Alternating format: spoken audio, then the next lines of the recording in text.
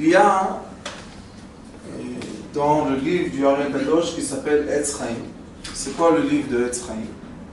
Le Ari Kadosh, quand il est venu dans le monde, il s'est dévoilé dans le monde. Il a dévoilé, il a expliqué la sagesse du Zohar Kadosh.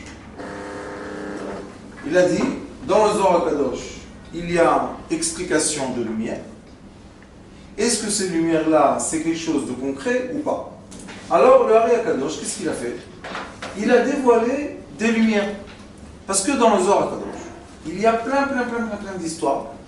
Et ces histoires-là, quand on les lit brièvement comme ça a l'air d'être des histoires qui n'ont aucune connexion, rien. Mais la vérité, ces histoires-là doivent être traduites en lumière, qui doivent être traduites en un passou qui écrit B et Job. Vous connaissez Job, comment il s'appelle Job? Job. Et là-bas, sachez que Job, c'est très bien d'étudier. Parce que dans Job, il y a beaucoup de secrets de Kabbalah. Vous savez, ça va grave. Beaucoup de fois, Job et le début, Job est le début d'un déroulement de Kabbalah de lumière. Il faut savoir ça. C'est très intéressant si vous trouvez même sur YouTube des enseignements sur Job, je ne sais pas s'il y a, mais c'est très intéressant Job. Et dans Job, il y a une phrase qui dit « Umi psari echze elok » de ma chair, je dois observer la présence divine. Et de ce passouk qui dit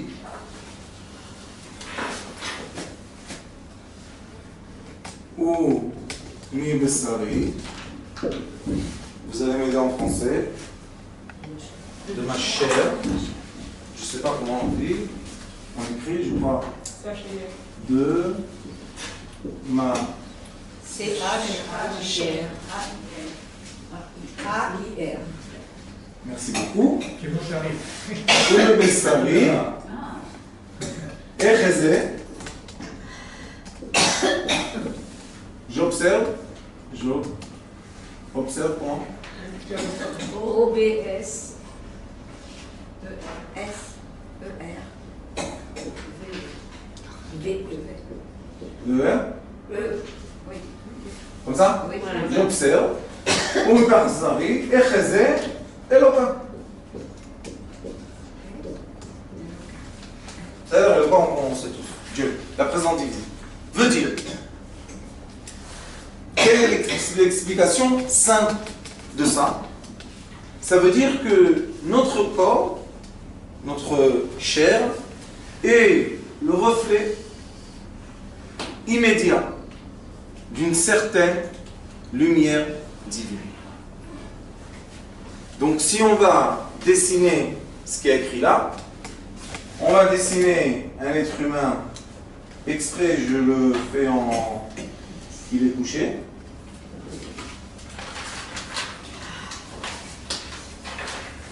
D'accord? On a l'être humain de chair.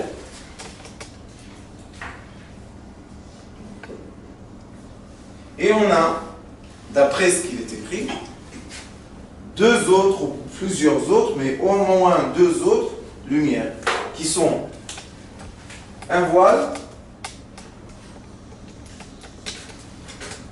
et une projection lumière.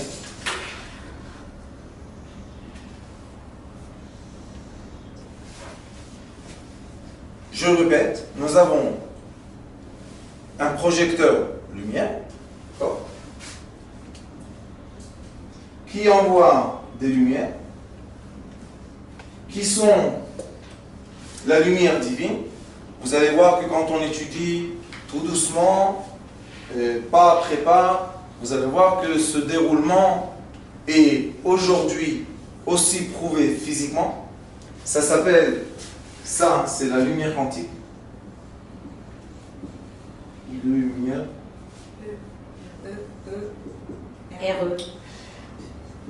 Quantique. U-A-R-N. Quantique. Q-U-E. D'accord? Nous avons la lumière quantique et nous avons les particules atomes.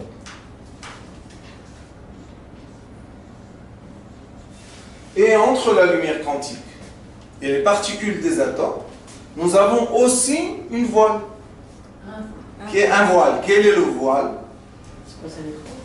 Regardez. Quel est? C'est un écran. Oui, je vais vous montrer exactement. Cette atmosphère que dit Rabbanit, ça s'appelle Akerach Anora.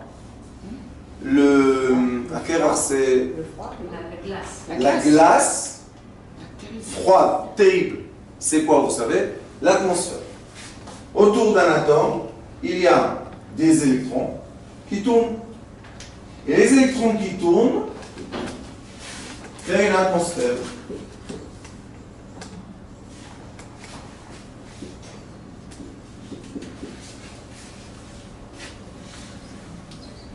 C'est beau, hein? Ça, c'est la vérité de ce monde qui s'appelle Asiya, Yetzira, Beria. Et on l'appelle en hébreu Yakum, Ikum. Mazé Ikum. Ikum, c'est l'existence, c'est aussi se lever. Pourquoi? Parce que cette histoire est le fait de la vie. Mais comment ça vit? Comment ça marche? Comment ça fonctionne? Est-ce qu'il y a un aller-retour? Eh bien, oui. Quel est l'aller-retour? L'aller-retour est que l'être divin est, on l'appelle en hébreu Kélim, récipient. D'accord? La lumière qui projette sur lui, on l'appelle Or Yachar. Lumière directe. D'accord? Et lui, l'être humain, a un reflet. Il y a une lumière qui sort de nous, comme la lumière qui sort de l'atome, comme la lumière qui sort de l'atmosphère. C'est pour ça que quand on sort de notre atmosphère, on voit notre étoile d'une certaine lumière. C'est quoi la lumière? C'est le reflet de l'atmosphère. Parce que c'est tellement loin, on voit seulement la couche extérieure, qui est quoi? Le reflet de la peau de l'être humain. Oui, Arbalète. Chaque être humain a un reflet propre à lui, à son essence. Oui. Indépendamment du lieu où il se trouve, de son état. Je vais expliquer. Mais juste, je finis là. Et nous avons quoi? La lumière du retour.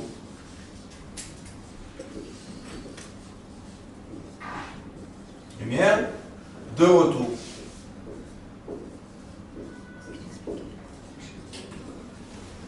Quand vous avez des questions, Bevakasha, je veux entendre et vous répondre. Oui, madame. Vous avez dit Asiya, Beria, Asiya, Yetzira et Beria. Ce sont trois mondes inférieurs qui sont existants dans l'univers entier. La deuxième lumière, c'est Or Choser. Nous avons Or Yachar. Et Or Choser. Or Choser, vous avez raison, je n'ai pas écrit. Or Yachar. Or Choser. Toda.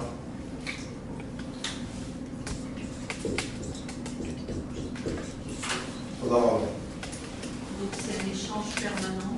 Tout le temps. Entre, quel que soit notre état ou notre mérite ou notre situation. Nous sommes tout le temps dans une destruction, reconstruction, construction, destruction permanente.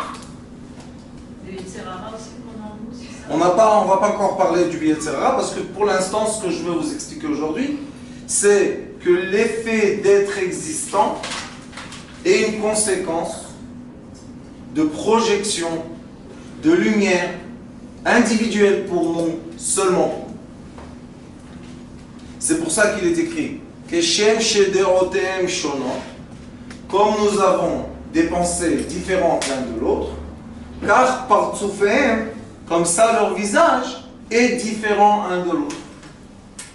Même si nous avons des frères et des sœurs qui nous ressemblent, la ressemblance est jamais identique. Rosaire, c'est ce que nous donne. Oui. C'est-à-dire qu'il y a une importance dans cette... D'après notre visage, ou notre corps, ou le langage de notre corps, vous savez qu'il y a une sagesse entière du langage du corps, nous pouvons étudier deux choses très importantes. Le Kéli, qu'est-ce qui se passe dedans? Et je vais vous montrer une chose magnifique du Ari Akadosh qui explique dans le Etzraïm. Et si je comprends qu'est-ce qui se passe avec le Kéli, je peux avoir un petit regard de ce qui se passe avec la lumière qui est projetée sur ce Kéli, qui le transforme dans la forme qu'il a, pour se reprojeter sur nous, pour qu'on comprenne, nous qui on est l'environnement de l'être, comprendre qu'est-ce qui se passe avec cet être physique. Et la Torah, c'est un des kélim qu'on a pour retransmettre la lumière vers un. La Torah rabbinite, c'est l'ensemble entier de tout ce que j'explique ici. D'accord? La Torah, c'est l'ensemble.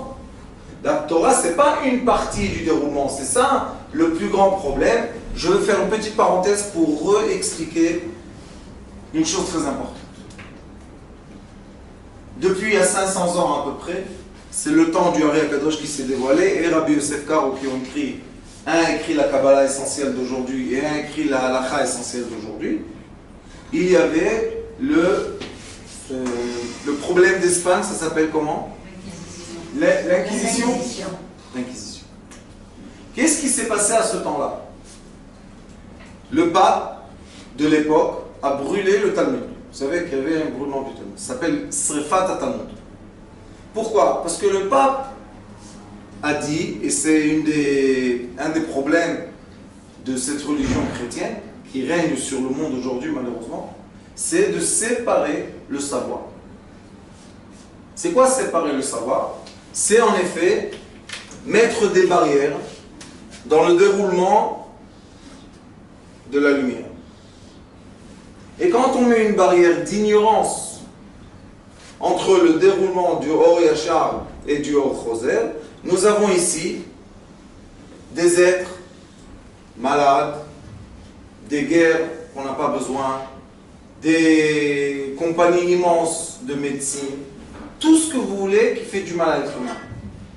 Parce que l'être humain, son besoin naturel, je parle de l'être humain, je ne parle pas encore de juifs. Il faut comprendre ça. L'être humain, son besoin naturel est quoi? Recevoir de la lumière et projeter de la lumière. Mais si aujourd'hui, on est dans une des périodes les plus difficiles de l'être humain, pourquoi? Parce qu'on a isolé les êtres humains les uns des autres et on les a mis derrière des petits appareils qui sont à la grandeur d'humain et maintenant on a perdu nos sens. Parce que le petit appareil qu'on a dans la main, il nous donne deux sens. L'ouïe, la vue et l'ouïe. L'odorat, nous n'avons pas. Le goût, nous n'avons pas. Et le toucher, nous n'avons pas. C'est un cassement de déroulement de lumière. Il faut savoir que cette projection de lumière sur nous est les 5 sens.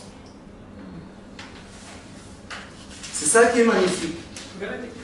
Comment? Vous pouvez répéter ça? Oui. Cette projection de lumière sur nous est 5 sens.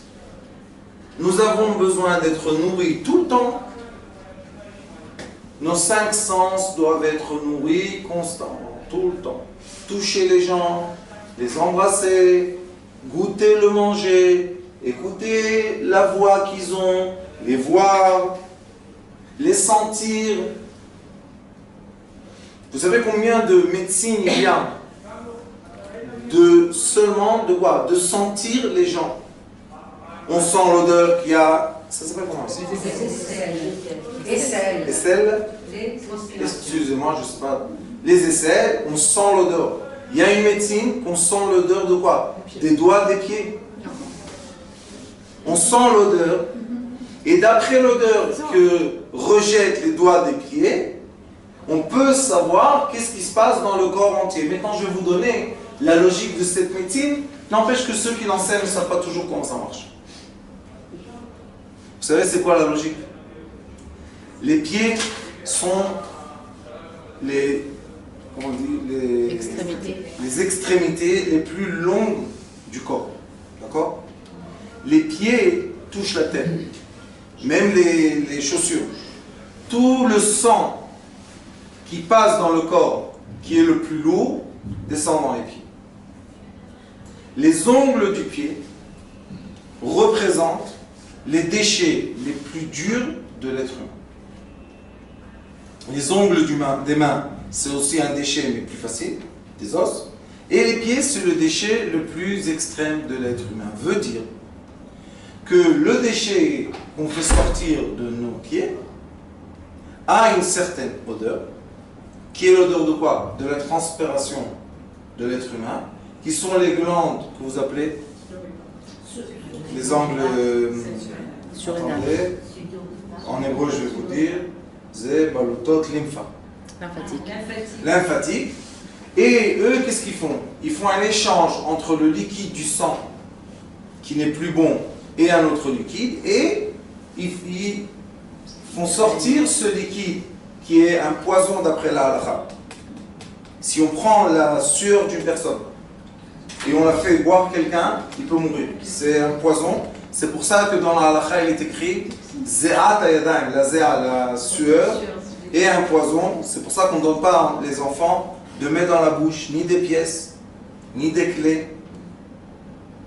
ni jouer avec des choses qui ont de la sueur sur eux, parce que c'est vraiment du poison. Et après, les enfants deviennent malades. Et on ne comprend pas pourquoi ils sont malades. Qu'est-ce qu'ils ont? Ils jouent avec des choses qu'il ne faut pas jouer. Alors on voit que même la halakha va tellement profondément pour l'être humain, pour le quoi? Pour le bien de l'être humain, pour la santé de l'être humain. Et je parle encore une fois de l'être humain. Sauf il est écrit Ve'i chokhmatrem ve'binatrem le'enei hagoyim. Le Sefer Dvarim, dans le livre de Dvarim, il est écrit Ve'i chokhmatrem ve'binatrem. C'est votre sagesse et l'intelligence de quoi? Pour les goïms, pour le monde entier. Nous avons un livre qui est un code secret de quoi? De l'être humain entier. Et nous, dans l'être humain entier, qui est le premier homme, nous sommes la tête et le cœur. Chokhma, Bina. D'accord? Alors quand on déchiffre les écritures, qu'est-ce qu'on fait? On peut enseigner, on peut dévoiler, on peut raisonner la conscience des êtres humains pour comprendre qui je suis, qui on est, comment je fonctionne. Et quand on va s'approcher de quelqu'un qui a mal, qui a une douleur, qui a une maladie, vous allez voir que la guérison entière est comprendre la raison. Je vais vous donner quelques exemples.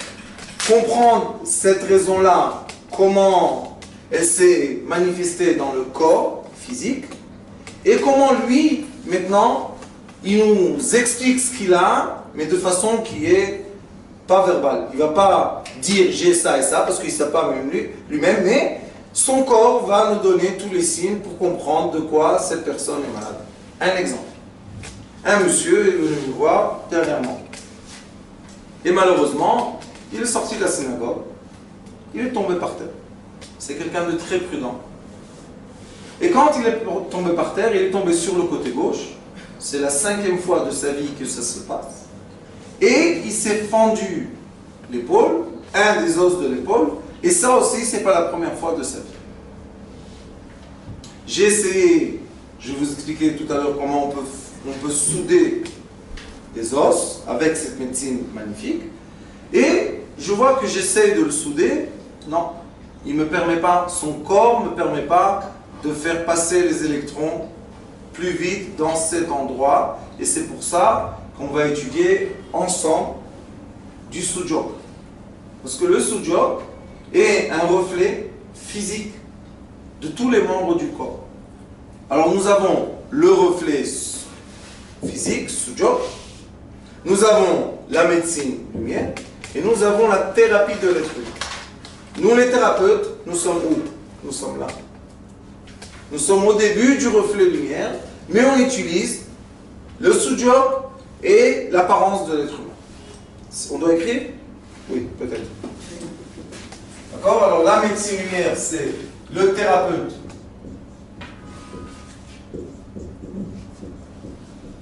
Il est à l'origine.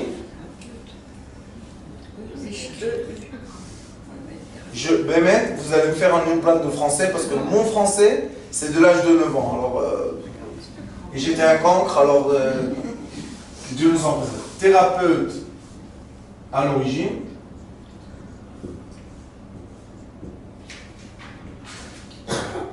Quand même, un professeur doit être très fier de moi qu'à la fin, quelques lettres. Nous avons le thérapeute à l'origine lumière. D'accord? Nous avons le Kéli, c'est quoi? C'est le patient. P-A. T-I-E-T. Nous avons patient et nous avons l'apparence. 2P. Oui. A-R-E-N-C. A-R. Nous avons l'apparence. Nous avons l'apparence du patient.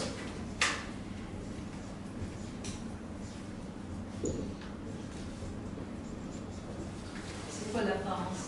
L'apparence du patient, c'est le reflet qu'on peut avoir de lui. Par exemple, la parole, on appelle ça le langage du corps. Comment il se tient, où sont les... Vous savez, quand quelqu'un il a mal, il a des douleurs, il y a l'apparence sur le visage, des grimaces de douleur.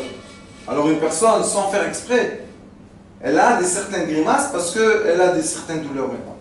Et nous, ce qu'on doit faire, c'est réussir à décoder tout ça pour comprendre quelle est la vraie souffrance dans son corps, pourquoi est la vraie souffrance de son corps. Alors qu'est-ce que j'ai fait?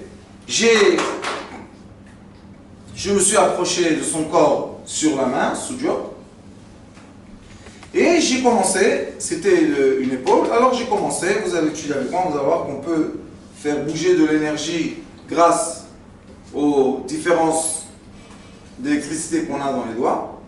Ça s'appelle, en français, en hébreu, potentiel. Le potentiel. Potentiel, c'est plus, moins, plus, et chez les femmes, c'est moins, plus, moins. C'est à l'envers. Pourquoi? Parce qu'un homme et une femme ensemble, c'est un cycle d'énergie parfait. L'homme et l'homme, c'est un court-circuit. La femme et la femme, c'est un court-circuit. Mais l'homme et la femme, d'après l'énergie qu'on a dans la fin, dans l'extrémité du corps, c'est à l'envers. Alors pour une femme, je m'occupe d'une femme, je dois utiliser un autre doigt. Regardez ce que je fais. Des fois on utilise ces deux-là, et des fois on utilise ces deux. Oui. Vous allez voir, on va pratiquer. Alors qu'est-ce que j'ai fait? J'ai été son épaule. L'épaule est, d'après le Sujok, entre... L'épaule est dans le Sujok, on regarde la main de cette façon. D'accord? Nous avons deux extrémités dehors du corps, ce sont les deux bras et les mains. Et nous avons deux extrémités en bas du corps, ce sont les deux jambes.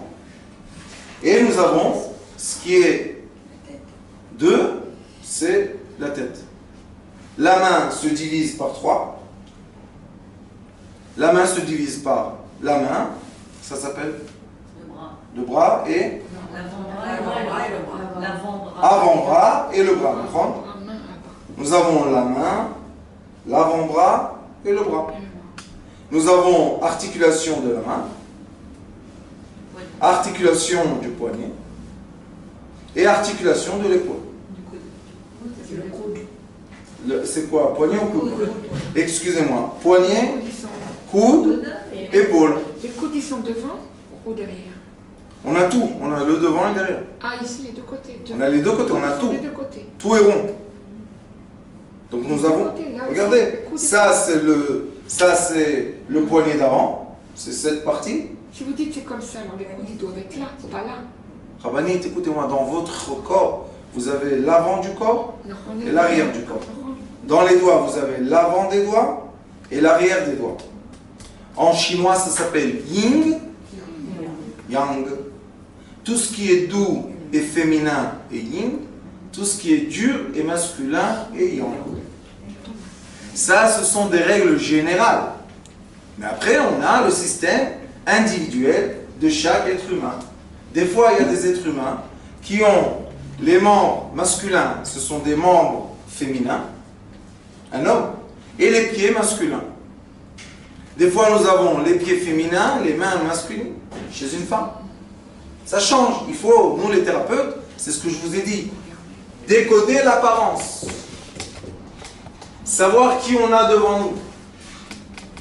Des fois, nous avons une femme qui a des énergies masculines. Cette femme-là, d'après la Torah, ne pourra pas avoir d'enfant. Des fois, nous avons des hommes qui ont des énergies féminines. Ça s'appelle saris. Un des signes du saris, il n'a pas de barbe, par exemple. Et sa voix est très aiguë. Comme ça. Et on a un signe extérieur que ce monsieur ne peut pas avoir d'enfant. D'accord? Ça, c'est pour vous, juste vous donner des exemples, comment l'apparence extérieure nous permet d'avoir le savoir intérieur. Est-ce que chaque être humain n'a pas en lui les deux côtés? Nous avons, plus ou moins. Nous avons rabanné toujours les deux côtés. Pourquoi? Parce qu'on a le devant de la main et l'arrière. Non, les deux côtés dans le sens Yin-yang. plus féminin. Plus Oui, oui. Sauf la question est, est-ce que je suis entièrement féminin, entièrement masculin, ou je suis dans l'équilibre féminin-masculin? Les sages du Talmud, les sages du Zohar Kadosh disent que chaque tzaddik est féminin et masculin. Nokuba vedocha. Pourquoi? Parce que d'après la Torah, le féminin c'est recevoir. C'est comme la terre, c'est une force de réception. Le masculin, d'après la vie et la biologie, c'est donner. Il donne de lui quelque chose. Donc, si une personne est un tzaddik, vers le ciel, il est quoi? Je suis quoi? Il est féminin. Obligé d'être féminin. Vers la terre, Il est masculin. masculin. Ça veut dire que quand il reçoit, c'est le tzaddik, hein? Quand il reçoit, il est capteur. Quand il donne, il est transmetteur. Alors nous avons tout ça. Bon, j'ai essayé, je retourne à l'exemple que je vous ai donné, j'ai essayé de bouger les électrons dans l'endroit qui représente l'épaule. Normalement, ce qui se passe quand on s'occupe de l'endroit dans la main, on atteint un point de douleur très aigu qui représente un point de douleur vrai dans le corps humain où il est. Et j'ai vu que j'arrive pas. C'est bloqué. Le patient, le kéli, fermé. Pourquoi le kéli est fermé? Parce que l'atmosphère du kéli est très serrée, bloquée. Une énergie impénétrable. Question. Voilà. Question. Quelle est, vous avez raison, Rabat, c'est le déroulement logique. Quelle est la raison mentale ou sentimentale qui ferme l'atmosphère d'un être humain? Pensez. Qui a dit la peur? Oui. Les émotions. Les émotions. Quelle émotion? Négative ou positive? Négative. Négative. La crainte, la déception. Si quelqu'un, chas v'shalom, lui a parlé pas comme il faut, qu'est-ce que fait la personne? Elle se bloque, elle se bloque, elle se bloque, elle se bloque. Elle devient très dur. Question. Qu'est-ce qui est plus facile à casser? Un récipient très très dur ou un récipient très très souple? Très dur. À casser. Le souple, Rabbanit, il est, on dit, plastique, élastique. C'est très difficile de casser une corde en plastique. Je crois que c'est presque impossible. Mais si on met la même longueur de matière, pas en plastique, mais en bois ou en pierre, c'est très facile à casser. Pourquoi? Parce que plus on est serré, plus on est fragile. Pourquoi nous sommes tellement fragiles? Parce qu'il n'y a pas d'espace élastique. Et ça, on étudie, quand on étudie, il y a des bureaux en haut, il ne faut pas s'angoisser. Ça, c'est l'étude. Quand on va étudier un peu la physique, vous allez voir qu'on va étudier un peu les matériels, et vous allez voir que le matériel, une des façons qu'on le regarde physiquement, c'est est-ce que les atomes sont Commencez. oui, ou bien les atomes sont très loin les uns des autres. L'air, par exemple, qui est un atome d'oxygène, est un atome très dilaté. C'est très facile de bouger dans l'air, regardez les mains comme ça. Mais si vous prenez l'eau, qui est une molécule, qui est trois atomes de quoi? D'air. C'est deux H, non, c'est un oxygène, deux, c'est quoi H? H c'est hydrogène. On a deux H et un O, mais ça c'est de l'air, ça c'est de l'air et ça c'est de l'air. Et comment ça devient un liquide? Ensemble, ils se condensent. Et après, ça c'est du chinois. Personne ne comprend. Et quand ils se condensent, la matière devient plus serrée. Plus elle est serrée, plus on peut la toucher. L'être humain a des parties qui sont très dures, c'est quoi l'os? Et nous avons des parties qui sont très dilatées. La pensée, l'air, l'oxygène qui tourne dans nous, la lumière qui sort de nous. C'est très intéressant. Alors cette personne, je lui ai dit, monsieur, vous avez eu peur quand vous êtes tombé? Il m'a dit, j'ai tremblé de peur. Je dis, pourquoi? Il m'a dit, j'avais peur que ma femme la brûle. J'ai eu peur que ma femme ait peur d'entendre que je me suis fait mal. C'est de l'amour. Ah, grand amour. C'est des gens à un certain âge. Hein. Ils sont ensemble, je crois, 50 ans en plus. Il m'a dit, en tombant, imaginez-vous, ça prend combien de temps de tomber? Fraction de seconde.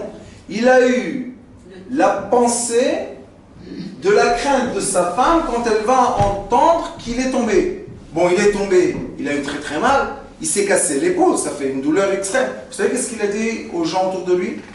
N'appelez pas l'ambulance. Pourquoi? Parce que ma femme va avoir peur quand elle va avoir un téléphone de l'hôpital, que son mari est à l'hôpital. Imaginez-vous, il a pris la douleur, il est parti jusqu'à la maison en taxi, il est monté en haut et il me raconte une blague. Je lui dis, quelle est la blague? Il me dit, on a deux clés. Une clé chez ma femme et une clé chez moi. Pourquoi? Encore une fois, que quand je viens de la synagogue, elle se repose le matin, que je ne la dérange pas, alors j'ouvre avec la clé. C'est beau, hein? Il tape à la porte. Et il tape doucement. Pourquoi doucement? Encore une fois. Parce qu'il dit, s'il va taper fort, sa femme va s'angoisser. Imaginez-vous c'est tellement charmant, c'est tellement joli à cet âge-là de comprendre ce comportement. Avec des douleurs très dures, hein. Se casser l'épaule, ça fait très mal. Et il a tapé un peu plus fort, sa femme, elle lui dit, c'est qui dehors? Il dit, ben, c'est moi, ouvre-moi la porte. Qu'est-ce qu'elle lui répond? Tu as la clé? Tu as la clé? Il dit, oui, elle est tombée, hein. Ouvre-moi. Elle ouvre la porte et le voit, le pauvre. Avec la main comme ça. Et il a très mal, il ne peut même pas s'asseoir de douleur. Elle lui dit, bon, qu'est-ce qu'on fait? Il lui dit, ben, prends-moi à l'hôpital. Maintenant, je vais vous poser une question. Est-ce qu'à la fin, elle était à l'hôpital à côté de lui? Qu'est-ce qu'il y a? Tu as froid? Oui. Passe là. Est-ce qu'à la fin, elle était... À l'hôpital, passe de l'autre côté. Elle serait allée de toute façon. D'accord? Oui, de toute façon. Alors maintenant, on va se poser une question. Pourquoi ce monsieur a accepté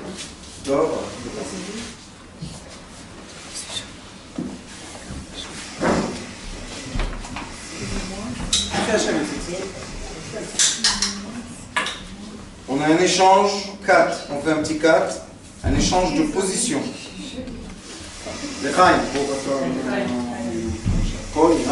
Amen.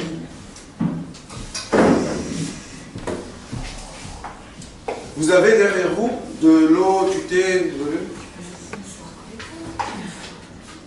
il y a de l'eau chaude. Et je pose une question. est-ce qu'à la fin, le fait physique est le même? Il savait que monsieur allait à l'hôpital avec sa femme. Alors pourquoi tu as gaspillé 30 minutes d'arriver à la maison, que c'est des 30 minutes de douleur difficiles? Pourquoi? Pour à la fin arriver avec ta femme à l'hôpital. Pourquoi tu as besoin de ça? Parce que son atmosphère est une atmosphère de quoi? Je crains pour ma femme. Oui. Je crains pour elle. Il m'a dit, quoi, nous deux on va avoir mal. Elle peut s'évanouir, la pauvre, de crainte pour son mari. Bon, alors ils sont arrivés à l'hôpital, on lui a fait plein d'examens, on ne peut pas mettre du plâtre dans l'épaule, qu'est-ce qu'on fait? On bloque l'épaule. Et ils sont venus me voir et je lui ai dit, mais monsieur, vous savez pourquoi vous avez tellement mal? Il m'a dit, pourquoi? Je lui ai dit, parce que vous avez eu peur. Il m'a dit, quelle est la relation entre la crainte que j'ai eue et les douleurs que j'ai? Si on regarde de façon matérielle propre, la question est une bonne question. Quelle est la relation entre des douleurs extrêmes dans ma main et le fait qu'il y a quelques jours, je suis tombé, j'ai eu peur et j'ai eu crainte pour ma femme? Qu'est-ce que tu veux chez moi? J'ai dit, tu sais, le sentiment de l'être humain et la pensée et l'atmosphère qui fait quoi? Qui protège l'être humain intérieur. Et quoi? La lumière qu'on rejette autour de nous, qui protège l'être humain, moi ou quelqu'un d'autre. J'ai dit, eh bien, qu'est-ce qu'on va faire maintenant? On va dilater l'atmosphère autour de toi, de ta crainte. Qu'est-ce qui s'est passé? Il y a beaucoup de façons de le faire. Parler, toucher, débloquer, il y a beaucoup de façons. Et pendant que je me suis occupé de son atmosphère, il a commencé à avoir une sueur froide, qui veut dire que j'ai touché la crainte.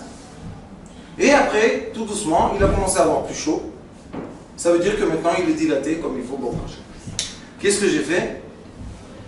Je suis reparti à l'épaule, j'ai réessayé de souder, et cette fois-ci, Baruch Hashem, il a ressenti dans son épaule une chaleur très très forte, qui n'est pas une chaleur qui fait mal. Pourquoi ça fait pas mal? Parce que c'est moi-même qui me guéris. Et aujourd'hui, dans le monde de la médecine parallèle et la médecine conventionnelle, tout le monde est d'accord à une chose. On est obligé de déclencher l'auto-guérisson de l'être humain. Parce que quand l'auto-guérisson de l'être humain se déclenche, veut dire que cet être humain entier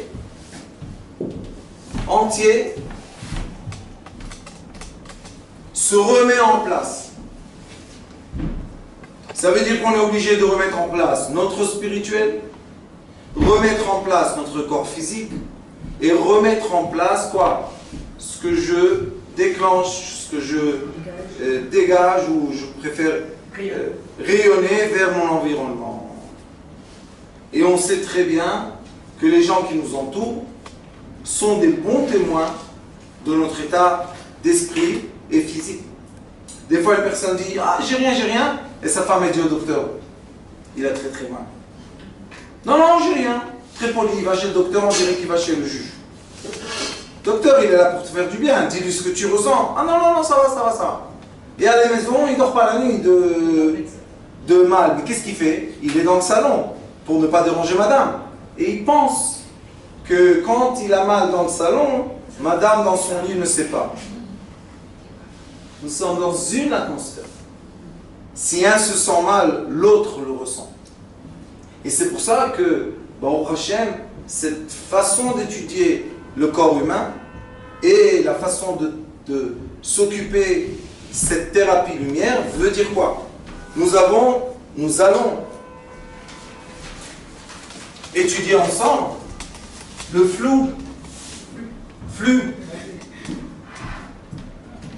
le flux entier. Oh. Et nous allons recevoir le résultat. Baruch Hashem, maintenant j'ai commencé à demander aux gens que je m'occupe d'eux qu'on a eu le bon résultat je veux parler aussi des gens qu'on ne peut pas leur donner un bon résultat, je vais en parler maintenant. Les gens qu'on leur donne un bon résultat, qui nous envoient les prises de sang, les radios, tout ça, mettre ensemble, comme ça on a des cahiers entiers pour que les thérapeutes futurs comprennent le déroulement entier. Moi, j'ai un certain problème, c'est que quand je m'occupe de quelqu'un, j'explique tout ce que je fais. Pourquoi je suis comme ça? Parce que mon Rav, Zichrono le Bracha le Tzadik, on va vous inviter à la Hinoula dans 2 semaines. Alors mon Rav Zatzal, qui était un grand docteur du Yémen, à part qu'il était un grand Tzadik, parce qu'au Yémen, c'était les sages comme il y a 2000 ans, plus que de l'homme. Le vent, il vient sur moi. Buvez du chaud, ou bien changez de place. Mais on a besoin d'oxygène aussi. Mais c'est froid, c'est ça des chaleurs, c'est du froid. C'est de l'oxygène, Ramanik. C'est une chambre fermée et beaucoup de gens. C'est un froid, À 25 ou les 23. Je fais ce que vous voulez. Vous voulez 25? Non, mais si c'est un froid. Non, mais si on sue, qu'est-ce qu'on va faire? C'est désagréable, non? 25, c'est pas trop. C'est pas. Regarde. Vous êtes gentil, je ne sais pas, mais Voilà. Alors la prochaine fois, on est désagréable. ah oui. Alors j'ai baissé la pression du... Oui, je sens plus. Voilà. Bon. Vous voyez, il y a des solutions. Alors qu'est-ce qu'il m'a enseigné, mon Rav? Il m'a dit, si tu fais quelque chose, un acte sur un être humain, et tu ne sais pas expliquer exactement ce que tu as fait, tu n'as pas le droit de le faire. Mon Rechaim, pourquoi? La preuve que je l'ai guéri. Écoutez bien la réponse.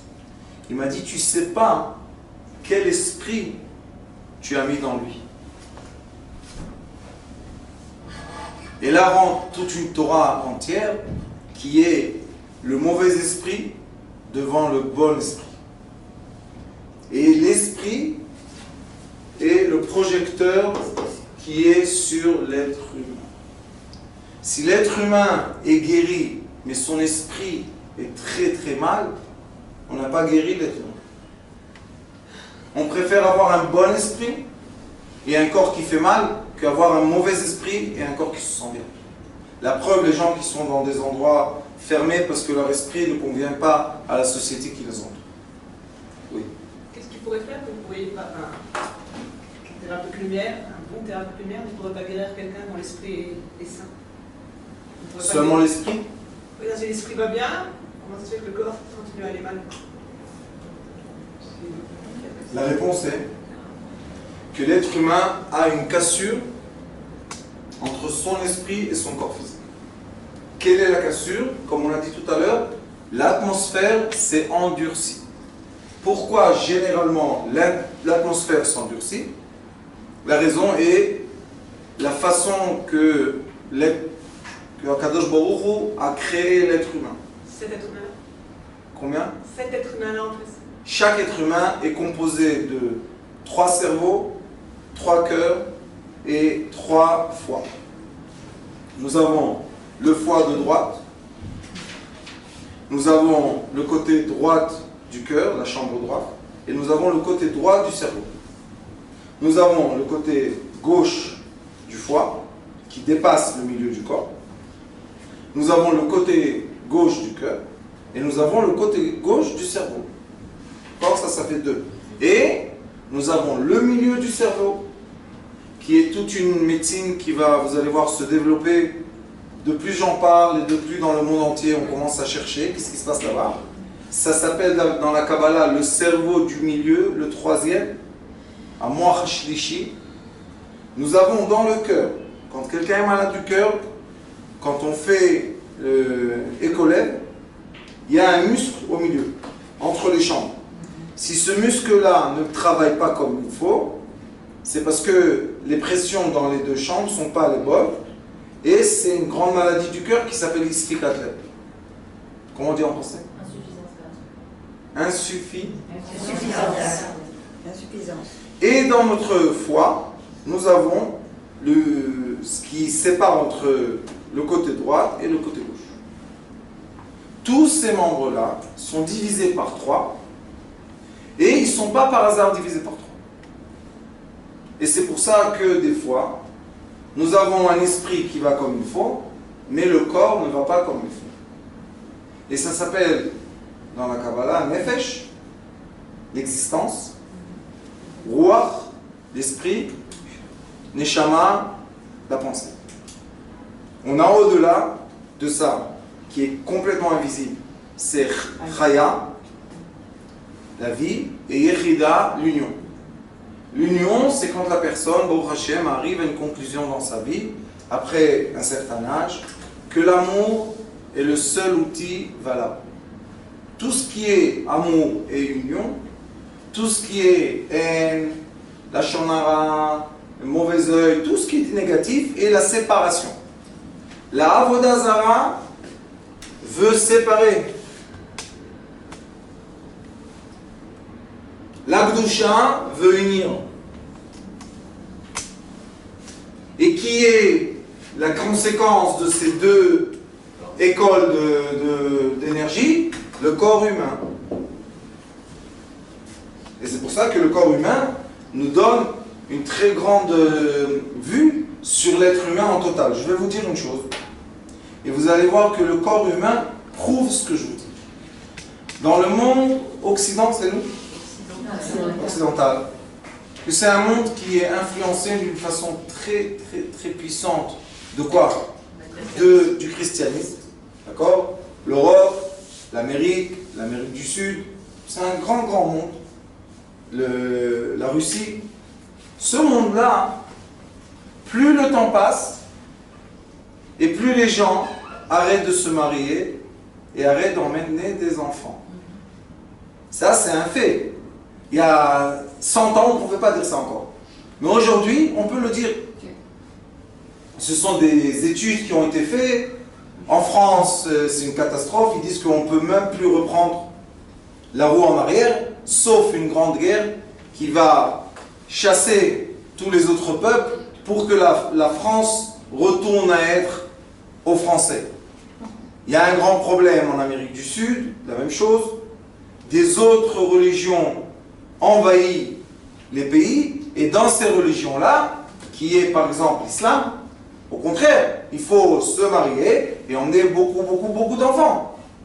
Alors on voit même physiquement, si on regarde la carte du monde entier, on voit que l'esprit qui est la religion de quoi? De base, a un impact sur les êtres humains qui vivent en dessous cette pensée. Dans les pays musulmans, par exemple, que là-bas, au contraire, on peut se marier et avec plusieurs de femmes pour avoir le maximum d'enfants, la quantité des enfants monte et grandissent, et à la fin, qu'est-ce qui se passe? La quantité des êtres humains vont envahir la quantité des autres. Parce qu'ils sont mitzvah, en quelque sorte. Parce que eux, Oui. ils font ce qui est écrit dans la Torah. Pour vous, c'est quoi pour vous? L'union. On peut après avoir beaucoup de critiques sur la façon de cette union et la façon de cette séparation. Mais moi, je vous parle en général. Vous voyez bien que la lumière, que dans ce cas-là, et la religion, fait que l'être humain n'est pas entier. Parce que l'être humain entier, c'est masculin et féminin. Ça s'appelle Adam, homme. Mais quand le masculin est séparé du féminin, ce n'est pas un homme entier. Et c'est pour ça que c'est plus facile d'envahir sa conscience. Comme beaucoup de gens dans le monde moderne disent, nous ne sommes pas religieux du tout. Les gens athées. Ils disent, nous on est soumis à aucune religion. Presque. Quelle est la religion que maintenant envahit le monde? Le matériel. Le plaisir. L'informatique. L'informatique est devenue la technologie, l'informatique est devenue une nouvelle religion qui envahit la tête des gens. Et plus la personne est influencée de l'informatique, et plus cette personne-là fait le même effet. De quoi? De séparation. Pourquoi? Parce que l'informatique, en parenthèse, te dit, je vais te remplir tous tes besoins, toutes tes envies, sans faire aucun effort. Et où est le monde? On peut dire qu'il est le plus pointu de l'informatique, le Japon. Au Japon, c'est le début de Panasonic, c'est le début de l'électronique, c'est le début de faire les choses toutes petites. Et au Japon, malheureusement, il n'y a plus de mariage. Il y a des suicides. Il y a des gens qui sont tout seuls, isolés de leur entourage. Vous savez qu'à Tokyo, c'est tellement serré, il y a tellement du monde, ils ont des capsules, ils dorment dans des capsules, ils ne rentrent plus à la maison. Dans les gares. Dans les gares. Uniquement dans les gares. Vous savez, ils montent. J'ai vu une... Dans une gare, à proximité des gares. Et vous savez qu'est-ce qu'ils font? C'est une capsule qui dorment comme ça. Mais il y a tout. Il y a tout. Ils peuvent même faire la douche. Alors une personne se dit, pourquoi je dois retourner à la maison? Pour dormir? J'ai la capsule. C'est une capsule. C'est comme un cercueil, mais mieux. Comme dans le film de science-fiction. J'ai pas vu le film de science-fiction, mais peut-être. Mais ça fait au moins 30 ans qu'ils ont ça. Oui, je sais, Rabani. Mais moi, j'explique quoi? La direction spirituelle qui est un reflet matériel. C'est ça ce qu'il faut faire. On doit s'éloigner du cas pour le voir comme il faut. Parce que quand on est involved, quand on est impliqué dans la chose, on est nous-mêmes dans le problème. Alors comment on peut voir? Et regardez le Japon, regardez le Corée, regardez la Chine. Aujourd'hui, ce n'est pas la Chine d'il y a 100 ans. Regardez la Russie, regardez l'Europe, regardez l'Amérique. C'est incroyable. Il y a une union d'êtres humains qui se disent, nous sommes tous frères par qui? Il y a quelque temps, Facebook a dévoilé, il a fait une grande fête, il a 1 milliard de gens connectés. Personne ne peut comprendre ce chiffre. Nous sommes connectés dans Facebook à 1 milliard de gens. Vous comprenez ce que ça veut dire? Qu'il y a une nouvelle société qui s'est mise d'accord parce que dans Facebook, il n'y a pas de guerre. Dans Facebook, on ne tue pas. C'est virtuel. On peut parler. C'est virtuel, ça veut dire quoi, madame? C'est pas réel, on touche pas ça. On ne le vit pas vraiment. On le voit, on l'entend, c'est 2 sens, mais les 3 autres sens sont séparés. Donc on a la séparation de l'être humain des sensations totales qui va emmener des différentes maladies que personne ne connaît. Et c'est ce qu'il y a aujourd'hui dans le monde moderne. Il y a des déclenchements de maladies, personne ne sait d'où ça vient. C'est très simple. Ça vient de l'esprit différent qui s'est adapté à la religion qui s'appelle l'informatique. Et oui, c'est une religion. Et oui, il y a des gens en haut qui dirigent notre cerveau, qui veulent nous dire comment est la page Facebook, comment est la page Google, comment ça marche, combien de clics on doit faire, où on va regarder. C'est toute une intelligence que j'ai eu la chance d'étudier et d'appliquer moi-même. C'est une intelligence qui dit, nous avons des troupeaux, comment ça s'appelle? Les troupeaux, et nous allons diriger les troupeaux. Je ne sais pas si vous savez, mais le monde entier, financièrement, est dans la main de, je crois, 125 familles, quelque chose comme ça. Et une fois tous les, je sais pas, 7 ans, quelque chose comme ça, ils se réunissent. Et 125 familles à peu près décident la couleur des habits, la matière du tissu, la façon qu'on va manger, le goût qu'on va avoir. Les dirigeants aussi, les présidents. Mais les présidents rabbinites, ils sont soumis à l'économie. Donc ils sont soumis aux 125 familles, ou je ne sais pas combien. En Israël, il y en a 18. 18 familles ont tout ce que vous pensez, ce que vous voyez, et ils savent ça. Ils connaissent leur pouvoir. Et la deuxième force internationale, que à mon avis est le roi du monde, ça fait au moins 100 ans ou 150 ans, c'est quoi? La communication. Les informations, la télévision, les films, les médias. Et aussi dans les médias, il y a des gens qui sont assis derrière et qui dirigent. Et on dit que le monde est influencé par des gens qui sont intelligents. J'espère. Mais le résultat est qu'en hiver, la plupart des gens vont avoir un habit noir. Il y a des hivers que la plupart des gens vont avoir des habits vert et marron, du vert. Vous connaissez Vert le bouteille. vert bouteille et marron bouteille. Il y a des années que dans le printemps, on va mettre du rose et de l'orange et du blanc. Il y a des années qu'on va mettre du gris et du bleu ciel. C'est pas par hasard. Pourquoi? Parce qu'il y a des gens qui ont dirigé, qui dirigent notre pensée et l'influence pour qu'on se comporte d'une façon Comme ils veulent. comme ils veulent qu'on se comporte.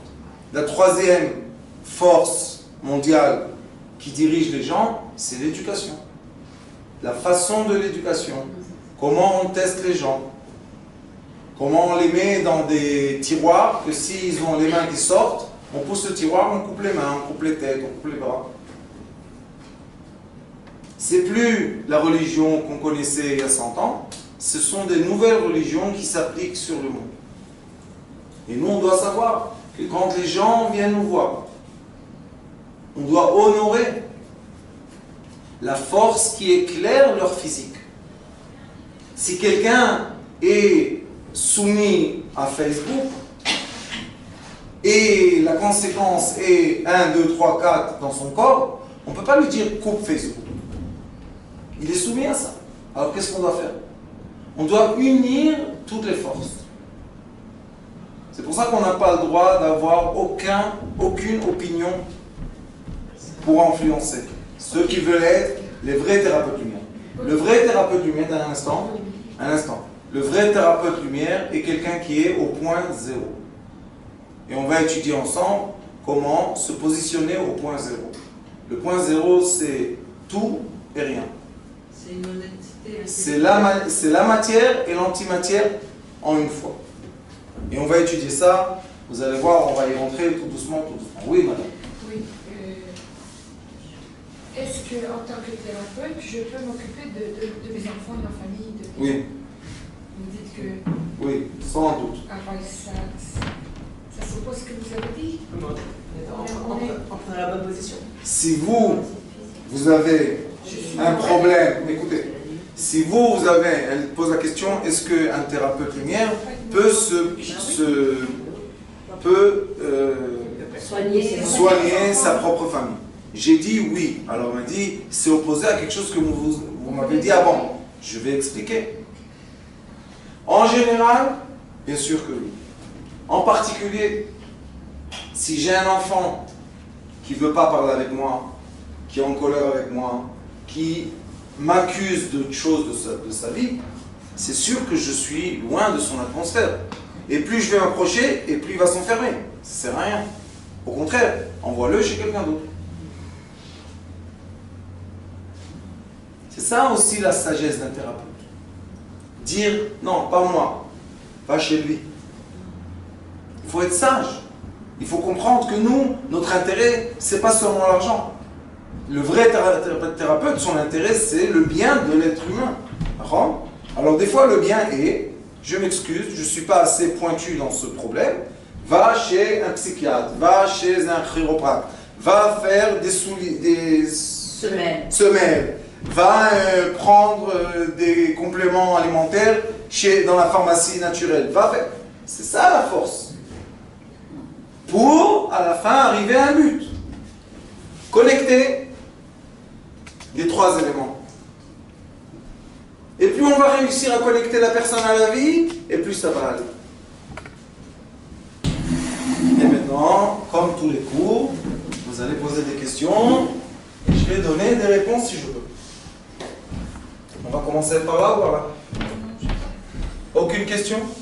Madame? Attendez, on va arriver. Ça va venir peut-être après. Comment? Ça va venir Peut-être. Une question sur les couleurs. Oui. L'influence qu'on peut avoir, qu'on nous donne par rapport aux couleurs. Je vais expliquer. La couleur est une longueur d'onde. Veut dire une pression. Longueur d'onde est la pression sur notre physique. il n'y a aucun doute que les couleurs ont un impact direct sur le corps humain. Aucun doute. Pas seulement sur le corps humain, et aussi ils ont une influence directe sur l'esprit de l'être humain. Il y a un exemple que vous allez sûrement comprendre. On est dans cette chambre, d'accord ? Les murs sont blancs. Nous avons un sentiment d'une apparence de la chambre qui est large. D'accord ?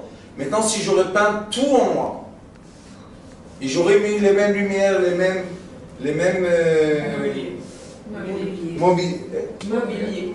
non, les mêmes meubles, quel sentiment j'aurais ressenti de la chambre ? Petite. Est-ce que c'est vrai ou pas ? C'est vrai. Parce que nous vivons seulement l'imagination.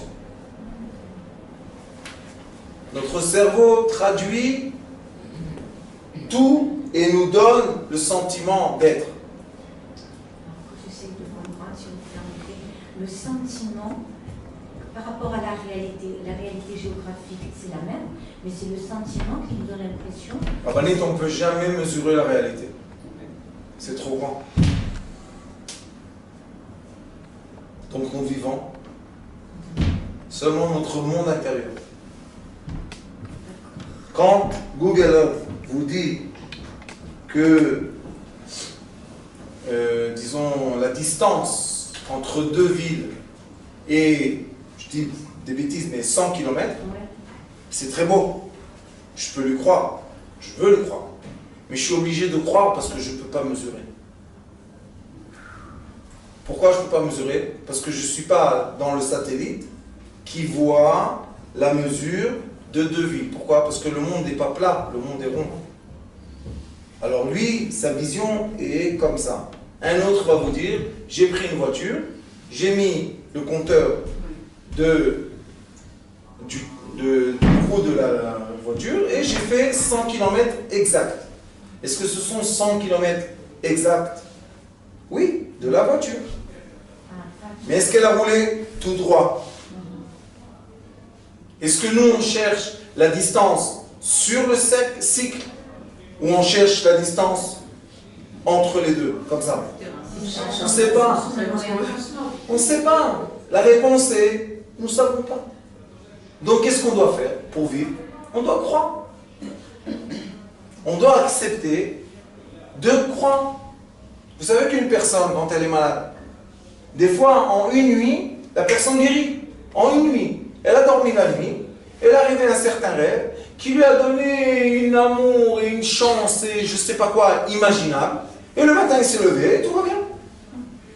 Ça existe, c'est pas des histoires. Les enfants, chez les enfants, on le voit le mieux. Un enfant, il a de la fièvre, il se sent mal, on craint pour lui. On se dit, qu'est-ce qui va se passer? Comment on va le guérir? Un matin, il se lève, tac, je veux aller à la classe. Pourquoi il veut aller ce jour-là? Il se sent bien, il n'y a plus de fièvre, il n'y a plus de rien. Est-ce qu'il veut aller jouer avec ses copains dans je ne sais pas quoi? Alors on voit que la vie dépend de l'imagination. Ce qui est beau quand on comprend l'imagination, et ça on va étudier ensemble la deuxième année avec le Ari HaKadosh. Le Ari HaKadosh décrit les forces imaginaires qu'on a dans notre cerveau, qui sont très très très importantes pour savoir comment vivre nous-mêmes et savoir comment notre prochain vit.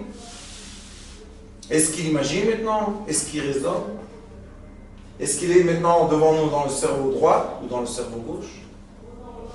Des fois, il y a des maladies qui appartiennent au cerveau droit. La folie, l'imagination, la dépression, c'est le cerveau droit. Et il y a des maladies qui appartiennent au cerveau gauche. Le raisonnement, les cassures, les coups, les blessures, tout ça, c'est côté gauche. Alors aussi, on doit savoir à quel côté du cerveau parler pour avoir un effet sur le corps physique. Et c'est pour ça qu'il y a une médecine, je crois plus qu'une médecine, qui s'appelle les médecines des fréquences de lumière, des couleurs. Et dans le studio aussi, on va étudier ensemble, il y a la guérison avec les couleurs. Oui, Romanite. Madame? Un instant. On va faire un après. Oui, vous avez une question? Aucune question? Vous avez tout compris? C'est pas ça, mais l'ignorance fait que je comprendrai plus tard. Elle est humble. Oh, ça c'est déjà bien. Oui, Rabbanit. Même réponse que la précédente, qui est une réponse qui résume parfaitement ma pensée. L'ignorance fait que je comprendrai plus tard. Mais pour l'instant, C'est pas logique ce que j'ai dit jusqu'à maintenant? Non, mais C'est logique, c'est ça qui est logique. logique. Justement, tout est logique. Il n'y a pas de question. Alors, quelle est la connexion entre logique et ignorance? Ignorance, c'est comprendre logiquement les choses. c'est très logique, mais n'empêche que ce qu'on voit là, c'est juste la couverture d'un très beau livre. Moi, ça me casse, j'ai très envie de l'ouvrir. Est-ce que le livre et la couverture est logique déjà? Oui, oui, tout à fait. Donc, il n'y a pas de question. Au Hachem, alors pourquoi ignorance pas? Non, c'est à elle, absolument. Tout ça, C'est un système nouveau que je ne connaissais pas. c'est une nouveauté Qui touche à plein de domaines que je connaissais. Et j'essaie de faire une synthèse entre ce que j'ai appris et ce que j'apprends là maintenant. Et c'est très intéressant. Mais j'ai besoin de... Digérer. Voilà. Digérer les choses. Monsieur. C'est pas une question, mais on a vu qu'il y a des éléments qui sont très durs, qui sont plus souples. L'air, le corps, la pierre, etc. Moi j'aurais une question par rapport à ce qu'on appelle le psychorigide. La psychologie, dans la pensée devrait être souple, mais on a des pensées qui sont fermées, dures. Et ce qui fait qu'au niveau du changement, il y a une résistance au changement. Donc, de la même façon qu'on a une résistance au changement pour la guérison, parce que j'ai eu peur, une fois qu'on est thérapeute, on a des personnes qui viennent, mais sont tellement dures au niveau de la pensée qu'il y a une résistance au changement. Et on a beau dire quelque chose, il y a toujours oui, mais, il y a toujours une barrière. Écoutez, la question de monsieur est-ce que la psychologie a un effet direct sur le corps humain? Première réponse, oui. Deuxième question que j'ai compris de son discours est est-ce que quand une personne vient et nous rejette, oui, mais il y a plein de réponses comme ça pour éviter notre thérapie, est-ce qu'on doit s'occuper de lui ou pas? Ça, monsieur, c'est une grande question.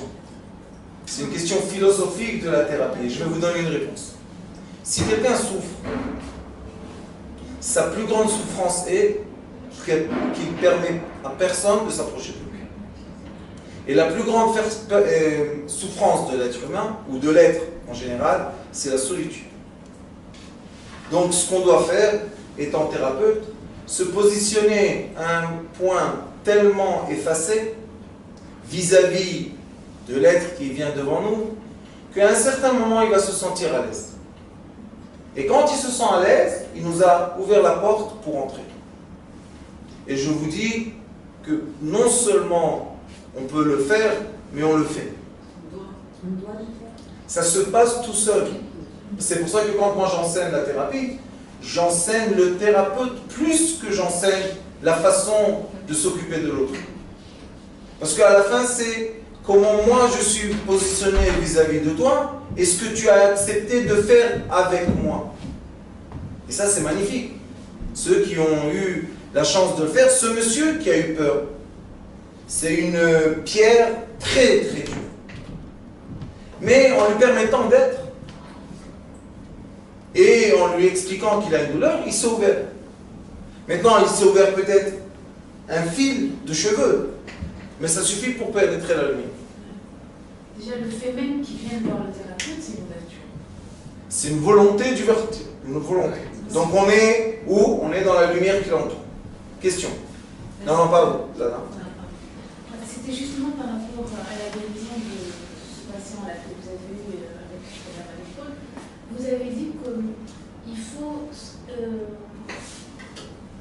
avoir déjà une auto-guérison, c'est-à-dire par rapport à soi, être déjà soi-même sans aucun problème de... Quand j'ai parlé de l'auto-guérison, j'ai parlé du patient et pas de nous. Ah, Nous, ce qu'on doit faire, c'est déclencher l'auto-guérison.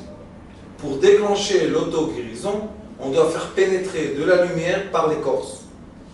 La question de monsieur. Et plus on va être soi-même effacé, non orgueilleux, non Combattant. Invasive ou s'imposer pour avoir un résultat, plus on va dilater l'écorce, et vous allez voir que dans le Sujok, il y a beaucoup de façons indirectes de chauffer l'être humain, d'ouvrir les portes de lumière, les chakras par exemple. Et plus on l'ouvre, plus il se sent bien, moins on en a parlé, plus il est à l'aise. Plus il est à l'aise, on le revoit après 5-6 fois de Sujok, et là, oui, j'accepte de parler. Et là, oui, il y a les larmes. Et là, oui, il y a l'essoufflement qui fait sortir toutes les énergies négatives de lui-même. Et des fois, en une rencontre, séance, on peut nettoyer tout ce qui est à l'intérieur. Des fois, ça prend plusieurs pas. Et ça aussi, c'est pas méchant. Et c'est pour ça que le thérapeute doit savoir que nous sommes dans un processus de thérapie et non pas la magie de Zbeng et c'est fini. Encore une question. Dans les différentes étapes de guérison, il y a automatiquement, de la même façon que vous avez dit que la transpiration quitte le corps, c'est comme un poison, c'est des toxines en fait. Il y a un processus comme ça par rapport à la guérison. Oui. C'est-à-dire que la personne, après ces soins-là, elle peut se sentir mal pour un bien à la fin. Je ne dirais pas le mot mal, mais je dirais des fois le mot que la personne est un peu dérangée. Je veux vous raconter une histoire, excusez-moi, je reviens à vous, mais une histoire qui est dans la médecine chinoise. Dans la médecine chinoise et aussi dans la Kabbalah, on dit que quand la personne se vide le ventre, excusez-moi, elle a le ventre mou, on dit, et quand elle a comme ça le ventre mou pendant une semaine, pendant 2-3 jours, ça veut dire qu'elle change de conscience. Pourquoi? Parce qu'on dit qu'on a un cerveau supérieur, et le Ari Kadosh et la médecine disent qu'on a un cerveau dans l'estomac. L'estomac est le premier qui change. Et c'est pour ça que des fois on a été, par exemple, vexé, insulté, contrarié, et hop, on a le ventre mou, ou des fois on a, pas les larmes, le rhume. Ça aussi c'est un changement de liquide dans le corps qui est pour nous une preuve du récipient que les lumières changent. Ils sont très contents quand ça se passe. Malgré que la personne dit « Ah, j'en peux plus, j'ai mal à la tête. » C'est bien, c'est bien. Et les maladies qui sont liées à ça, par exemple, comme le Crohn ou les colitis, le Crohn, un changement de conscience? Oui, le Crohn, c'est une force intérieure du corps qui veut changer la personne, la personnalité. Et il y a des remèdes pour ça. Oui, monsieur. Non, ça me fait penser en coaching ou en d'autres thérapies, pour l'attitude du thérapeute, on appelle ça la position basse. Pour ne pas justement pour laisser la personne assez libre dans sa propre thérapie. Je vous ai dit au début, je vous ai dit la dernière fois, et je vais vous dire toujours, la thérapie lumière n'efface pas les autres thérapies. Au contraire, nous voulons éclairer de plus en plus chaque membre qu'il y a dans le monde. Nous ne voulons pas effacer personne, parce que ça, c'est pas de la lumière, c'est de l'obscurité, éteindre les bougies. Au contraire, nous voulons augmenter la mèche. Comme ça, la bougie éclaire plus. Et ça, c'est la volonté globale de cette thérapie magnifique. Oui, madame. Est-ce que les mêmes couleurs ont les mêmes effets sur les différentes personnes? Non. Le violet a la même influence sur... C'est ce que je dis tout le temps, et je vais vous redire. Nous avons l'effet global des couleurs. On va dire que tous les êtres humains, quand on les met, la plupart des êtres humains, quand on va les mettre dans une chambre complètement noire, ils vont se fermer. N'empêche qu'il y a des exceptions, des gens, quand on les met dans les chambres noires, ils commencent à crier. Oui, il y a des gens comme ça. Et il y a des gens, quand on va les mettre dans la lumière du soleil, ils vont être très gais parce qu'ils vont avoir une augmentation de vitamine D qui va mettre plus de produits essentiels dans le corps pour se construire. Et il y a des gens qui ne peuvent pas supporter la lumière. Les blancs, comment vous appelez? Albinos. Les gens albinos, ils ont peur de la lumière. Pourquoi? Parce que leur corps est fragile à la lumière.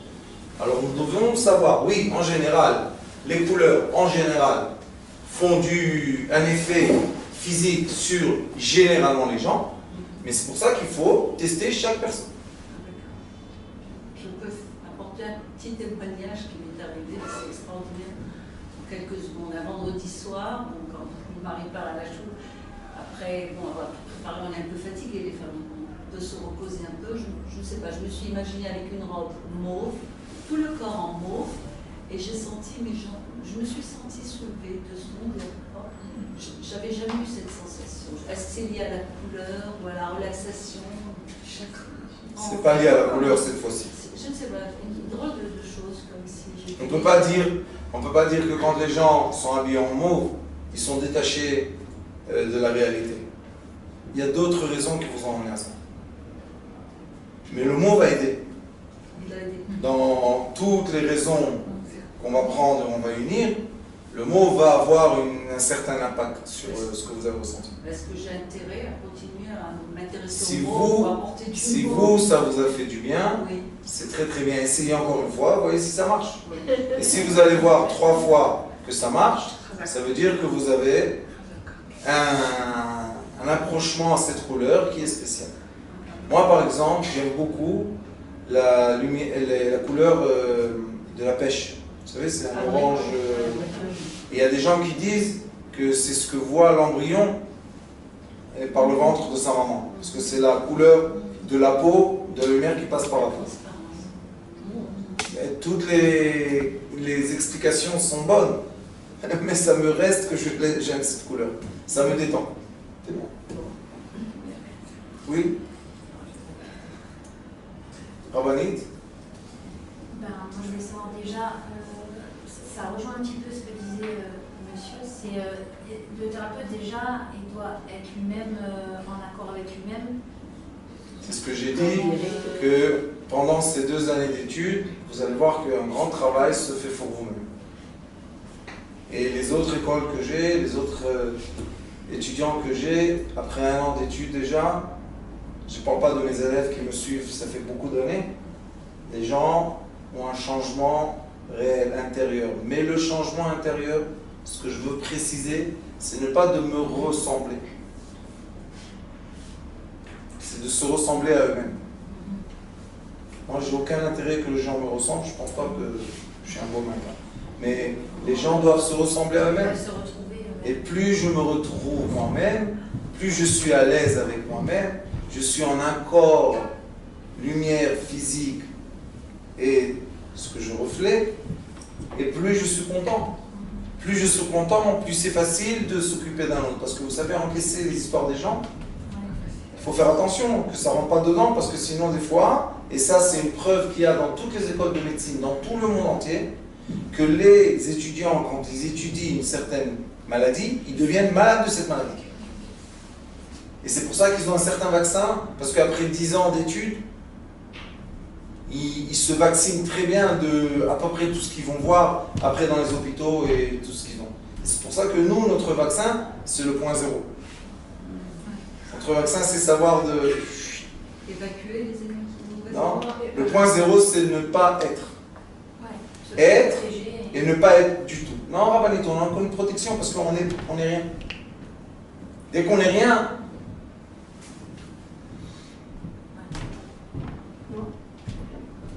la question du départ tout à l'heure sur la lumière intrinsèque de chacun. C'est comme quand on est, c'est un peu comme l'âme, on a une âme propre à nous, une essence qui est propre à nous. Et la lumière qu'on reflète naturellement, elle est individuelle pour chacun. Elle est individuelle. Obligatoirement. On n'a pas le droit de connecter les gens aux lumières qui ne leur appartiennent pas. Ça s'appelle l'esclavage. Malheureusement, les sectes, c'est ce qu'ils font. Ils connectent par la pensée ou par les sentiments ou par les envies, qui est le foie. Ils connectent les gens à la même lumière, à la même pensée, au même sentiment. C'est pas possible, puisque je vous ai dit au début le passage que Shem Shepartzufehem Shonim Deotehem Shonot. Comme on est différent de l'image de notre visage, nous sommes différents de quoi? De la lumière interne, ça veut dire qu'on est différent des lumières spirituelles. Et c'est grâce ou à cause de l'impact des pensées sur nous. On dit que le visage change X fois par jour. Bien sûr. Parce qu'en hébreu, panim, c'est le visage. Et c'est pnim, l'intérieur. Le visage est le reflet de l'intérieur. Direct. On voit, vous savez, quand on dit à quelqu'un un compliment, ça devient rouge. Ouais. Quand on lui dit une remarque qui est vraie, il devient blanc. Il perd le sang. Qu'est-ce que ça veut dire, il perd le sang? Ça veut dire que maintenant, spirituellement, il est en train d'être tué. Le cœur prend le sang pour lui, pour avoir après du sang pour revivre la personne. Alors on voit que quand une personne, par exemple, on lui dit quelque chose qu'il est ému, la personne a des larmes. Elle change son visage. Quand le monsieur rentre à la maison le soir et il vient avec un cadeau que madame a attendu 20 ans, c'est pas le même visage. Hein?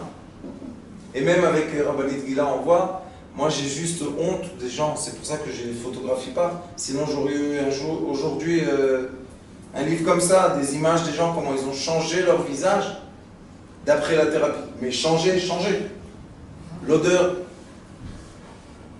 on est témoin avec Gila, l'odeur de la personne change. Pourquoi? Parce que l'odeur est un des reflets les plus intimes de l'être humain. Ça veut dire qu'on a réussi à toucher les points les plus intimes et les rendre heureux. Alors nous avons des odeurs des fois sucrées, des odeurs de fleurs, on a eu des odeurs de menthe, et aussi on a eu des mauvaises odeurs. Quand la personne vient avec des états d'esprit compliqués, les odeurs qui sont dans ma chambre ne sont pas agréables. Mais il faut savoir ne pas les respirer, ne pas les faire entrer dans notre atmosphère, continuer, puisque l'odeur est sortie, ça veut dire qu'on a un chemin de pénétrer, continuer à éclairer, et oh, il y a une bonne odeur, la personne la sent. Les gens sont très étonnés, parce qu'ils disent, c'est pas l'odeur de mon parfum. Je dis oui, c'est l'odeur de ton âme. C'est beaucoup plus élevé que le parfum. Quand on n'a pas d'odorat, par période. Quand on n'a pas quoi? L'odorat. On ne sent pas. C'est parce qu'on s'est bloqué une dimension spirituelle, d'émotion. Oh, elle a une question. Et quand on a trop d'odorat? Trop d'odorat, ça veut dire qu'on est trop sentimental. Sentimental. Je vais vous dire quelque chose. Comment on peut balancer? Écoutez, je vais vous dire quelque chose qui tient beaucoup aux femmes plus qu'aux hommes. L'odorat féminin est beaucoup plus développé que l'odorat masculin. Et les femmes, à cause de ça, sans le dire, parce qu'elles ont honte, des fois elles veulent s'approcher de leur mari, et des fois elles ne veulent pas s'approcher de leur mari. Je vais vous dire quelque chose qui est encore plus blessant. C'est des fois elles ne peuvent pas supporter l'odorat de leurs enfants. Ça existe. Et il faut savoir que quand il y a ça, après la dame commence à être triste. Culpabilité. C'est être étroite. S'éloigner de l'enfant. S'éloigner d'elle-même. Et les maladies, après, s'imposent. Quelle était la racine de la maladie? Elle ne pouvait pas enlacer sa fille, par exemple, à l'âge de l'adolescence ou pendant les périodes de règles, que l'odorat est différent. C'est pour ça qu'il y a Nida, c'est pour ça qu'on dit à l'homme, ne t'approche pas, parce qu'il y a des odeurs qui sortent de la femme, qui ne sont pas volontaires. C'est du sang qui sort, c'est la vie. Alors on voit que l'odorat joue un jeu très fort dans les émotions de l'être humain. Et ça aussi, c'est une façon de guérir les gens par l'odorat.